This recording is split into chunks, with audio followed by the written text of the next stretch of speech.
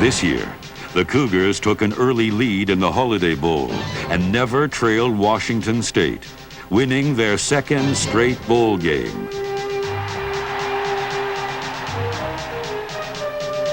At 12-1, they were once again flirting with the elite powers in college football. But the McMahon era was over.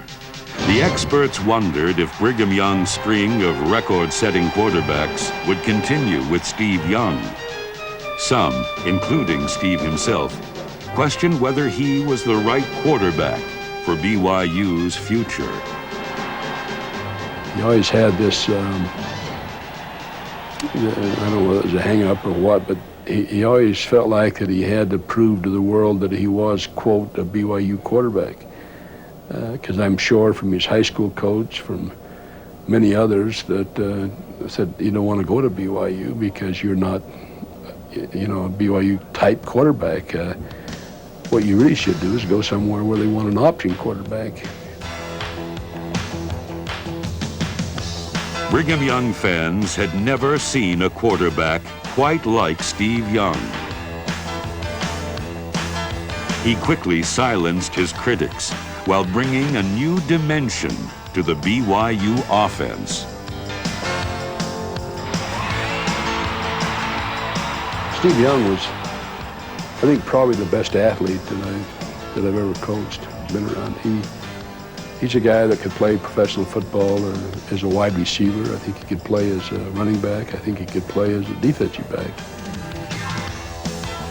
Steve Young's athletic ability brought a new versatility to the BYU offense, although his running sometimes bothered the receivers. Steve, he was frustrated as far as the receiver goes because he was such a great runner. He'd drop back, you know, and if he would make the first read, and if it wasn't open, he'd take off running for 50 yards. A couple of times, guys were talking about, you know, peeling back and tackling him just because he was running so much. Can you imagine catching the ball? You had 4 touchdowns already. You've caught 11 passes, and you came back moaning because you're not getting the ball enough. That's, you know, I know it's Kozlowski because that's the way he was. Nick Glenn was never happy, but that's why he's a great player.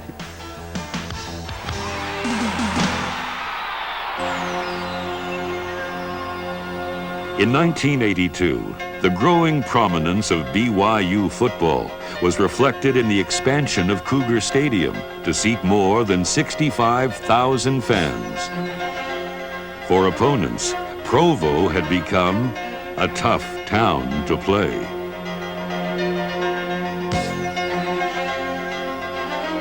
The most significant game of 1983 took place in an even larger arena, the Rose Bowl, home of the defending Pac-10 champion UCLA.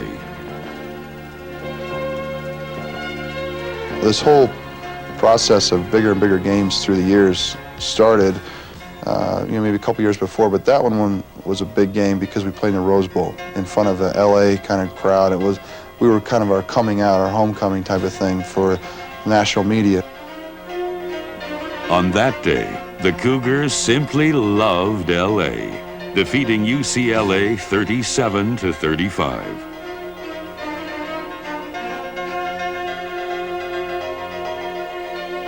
'83 brought consensus All-America honors for Steve Young and for tight end Gordon Hudson. It also produced an 8th straight WAC championship, another trip to the Holiday Bowl, and another heart-stopping finish.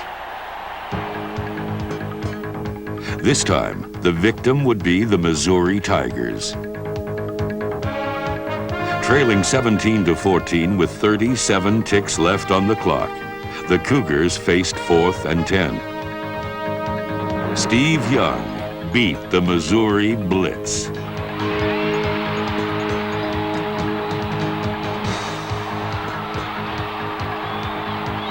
BYU had a new set of downs, but only 31 seconds to find the end zone.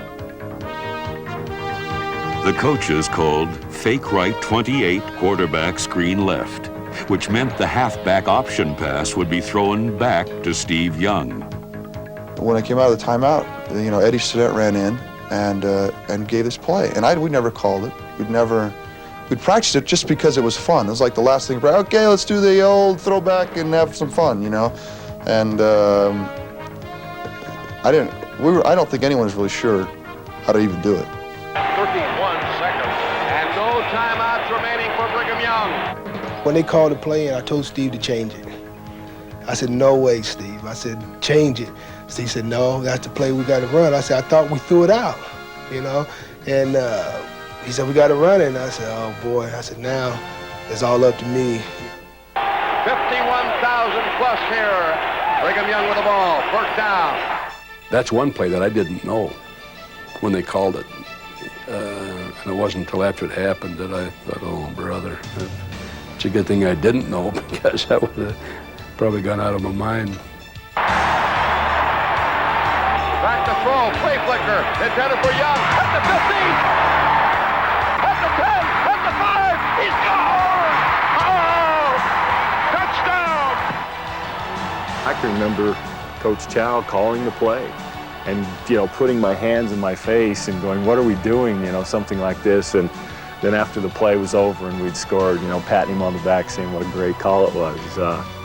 I basically handed off and Eddie ran over and I was kind of like trying to find him, and there was a bunch of people and I couldn't see him, and I just kind of wandered around over there hoping that something would happen. All of a sudden the ball flies up and it's going to get intercepted. You know, this guy was waiting on it, you know, and somehow he misses it. And because I thought he was going to hit it, I catch kind of the back end of it barely and run it in. I mean, it was, I don't know how, Norm will tell you it was just, you know, divine intervention, you know, this call, I felt it, you know. I think it was just, we were desperate. This great moment provided the exclamation point, marking the end of Young's career, and left BYU fans believing they'd never experience anything to top this.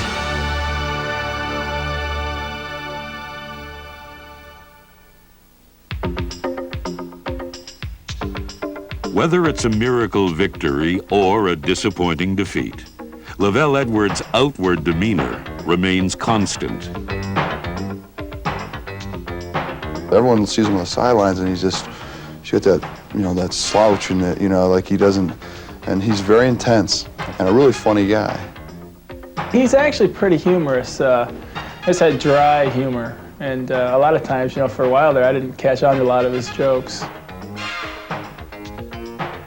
I read somewhere where someone once said that I'm actually a happy guy, I just have never told my face. And I guess that's probably true.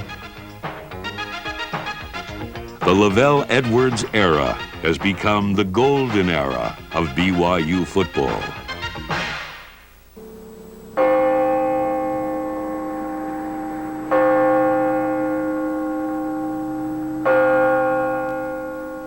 In this most traditional of schools, a sense of pride in its team's success has extended through all facets of the university.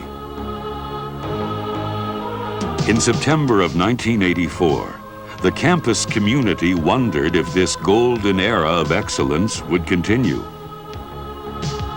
For the first time in years, the Cougars' prospectus was filled with question marks.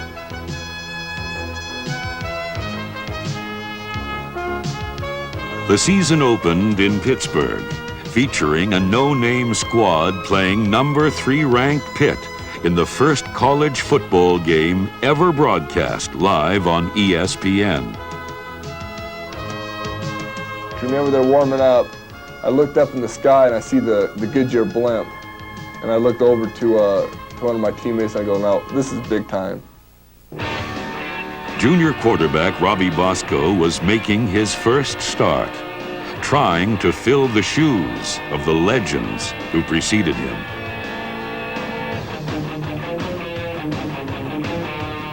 He got off to a rocky start, but never backed off. As if he were cut from the same cloth as Nielsen, Wilson, McMahon, and Young, Bosco took all that Pitt could dish out. With less than 2 minutes to play, BYU trailed by 5.